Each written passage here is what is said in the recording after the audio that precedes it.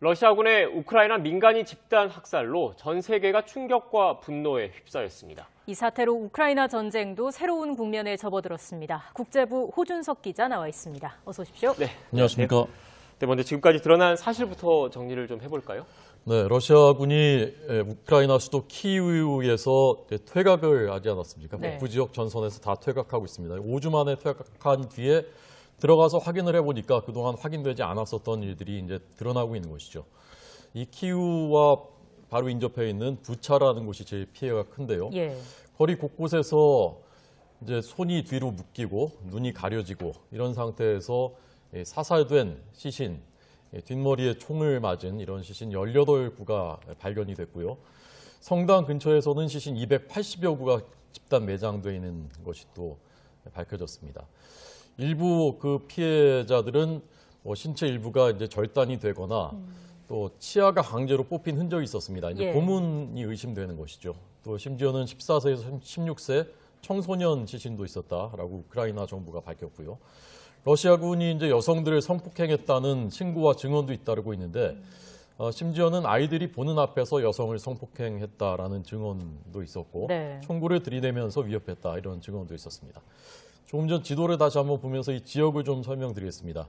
이곳이 이제 격전이 키이우를 차지하기 위해서 격전이 벌어졌던 곳, 바로 그 키이우랑 바로 붙어 있는 곳이 이르핀입니다. 그래서 네. 저희가 이제 제일 전투가 치열했던 곳이고 거기에서 또 바로 붙어 있는 지역이 부차입니다. 네. 그러니까 이곳을 5주 동안 러시아군이 점령하고 있었는데 이런 일들이 확인이 되고 있는 것이고요. 그다음에 브로바리라고 표시되어 있지 않습니까? 저곳에서는 러시아군이 민간인 집에 들어와서 남성은 사살하고 그 아내를 성폭행했다라는 그 증언이 나왔고요. 예. 그다음에 이제 보로디안카라는 곳이 보이지 않습니까? 젤렌스키 대통령이 이 보로디안카라는 곳에서는 이 부차보다 피해가 더 클 수 있다라는 말을 오늘 했습니다. 어떤 근거인지는 정확하게 설명하지 않았고요. 예. 다만 이 부차에서 이런 일이 벌어졌다면 다른 러시아군 점령지에서는 벌어지지 않았을까 하는 합리적인 의문이 드는 것이죠. 그래서 지금 젤렌스키 우크라이나 대통령이 제노사이드, 집단 학살이라고 규정을 했는데 이 용어에 대해서 조금 더 설명을 해주세요. 네, 그러니까 이제 직역하면 집단 학살 이렇게 되는 예. 건데 2차 세계대전 때 이런 나치 홀로코스트 비롯해서 집단 학살이 너무 끔찍했기 때문에 1948년에 이제 유엔에서 이 조약을 만든 것입니다. 네. 채택을 한 것입니다. 어느 나라 국민이다 또는 어떤 인종이다, 어떤 종교를 가졌다 이런 이유로 집단을 박해하고 살해하는 것을 국제 범죄로 규정을 하고 있는 것입니다. 그래서 지금까지 대표적인 이런 제노사이드의 사례가 유태인 집단 학살을 했던 홀로코스트, 그다음에 수단 다르푸르 학살, 크메르루즈 이런 것들 대부분 피해 규모가 수십만, 수백만입니다. 그러니까 규모로 봤을 때는 이 집단 제노사이드보다 지금은 어쨌건 지금 밝혀진 것은 400여 구 정도거든요, 시신이. 예. 그러니까 훨씬 적지만 이런 제노사이드 조약의 정신에는 부합한다고 볼 수 있는 측면이 있습니다. 그래서 유엔 사무총장 구테레스 총장이 이것은 책임자를 추궁할 수 있도록 이어지는 독립적인 수사가 필수적이다라고 말했는데 결국 이 조사가 이루어질 것이고 이걸 통해서 최종적으로 규정이 될 것 같습니다. 네. 이런 의혹, 이런 내용에 대해서 일단 러시아 측에서는 조작된 거다 이렇게 좀 강력하게 부인을 하고 있는 거죠?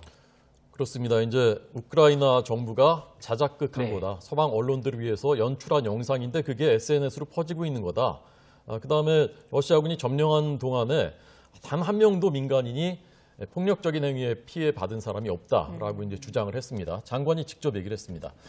그런데 이제 몇 가지 면에서 봤을 때 국제사회가 신뢰하기 어려운 측면들이 있습니다. 네. 첫 번째는 우크라이나를 이번에 침공하기 전부터 러시아가 했었던 몇 가지의 여러 번의 발언들. 예를 들면 우크라이나 우리가 공격하지 않겠다라고 여러 번 얘기를 했었습니다. 근데 공격을 했고 들어가서 민간인 공격 안 하겠다라고 했는데 민간인 공격을 했고 또 마리우폴에서 이제 병원이 폭격받으니까 그것은 우리가 한 게 아니라 우크라이나의 나치주의 조직이 한 일이다. 우리가 증거도 있다. 이렇게 얘기했었는데 이런 것들이 차례로 다 이제 거짓말로 드러난 것이죠. 믿을 수가 없게 된 것이죠. 증거가 있다고 했는데 여러 번 그것을 공개한 적은 한 번도 없었습니다. 예. 이번에도 증거가 있다고 얘기합니다. 조작 증거가 있다고. 이 러시아의 주장이 사실이라면 이런 일들이 벌어졌어야 되는 겁니다. 러시아군이 퇴각하자마자 우크라이나 정부가 그 지역으로 들어가서 그 지역 주민들이 다 여전히 살고 있는데 거기서 집단적으로 자국민 시신을 집단적으로 조작을 하고 그것을 서방 언론들은 뭐 AFP나 CNN, BBC 이런 데 취재진들이 다 들어와서 확인했는데 다 거기에 속고 조작에 속고 현지 주민들은 거기에 공모해서 다 거짓말로 증언을 해주고 증언이 영상으로도 많이 남아있거든요.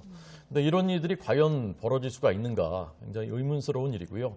러시아군이 2000년 체첸 내전 때나 2011년부터 있었던 시리아 내전 때 이런 잔혹한 행위를 한 또 전력이 있습니다. 그러다 보니까 아무래도 러시아의 말이 신빙성을 갖기가 어려워지는 것이죠. 상황을 보면 평화 협상을 좀 기대하기 어려울 수도 있겠다는 생각이 드는데 어떻습니까? 네, 젤렌스키 대통령이 이런 상황에서 대화는 어렵다라고 발언을 했습니다. 네. 이제 우크라이나는 이번에 평화 협상이 되면 국민 투표에 붙이겠다는 계획이었거든요. 그런데 지금 우크라이나 국민들이 만약에 여기서 지금 진짜 협상이 타결돼서 돈바스 같은 영토를 좀 떼주고 이거 국민 투표에 붙였을 때 그게 과연 통과될 수 있을까 하는 것 자체도 지금 의문입니다. 네. 또 서방도 지금 굉장히 격앙돼 있습니다. 인권을 가장 중요한 가치로 보기 때문에 그렇습니다.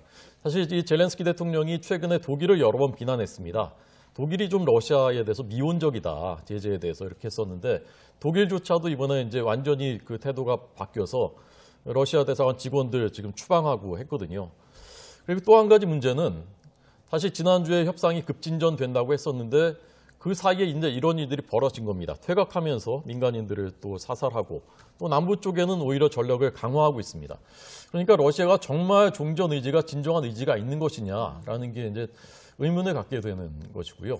지금 지도에서 보면 그 아래쪽에 그 돈바스 지역 동쪽 그 도네츠크, 루안스크 말고도 그 밑에 마리우폴 집중 계속 공격하고 있고 그 옆에 오히려 서부 쪽에 오데사, 미콜라이우도 또 공세를 강화하고 있거든요.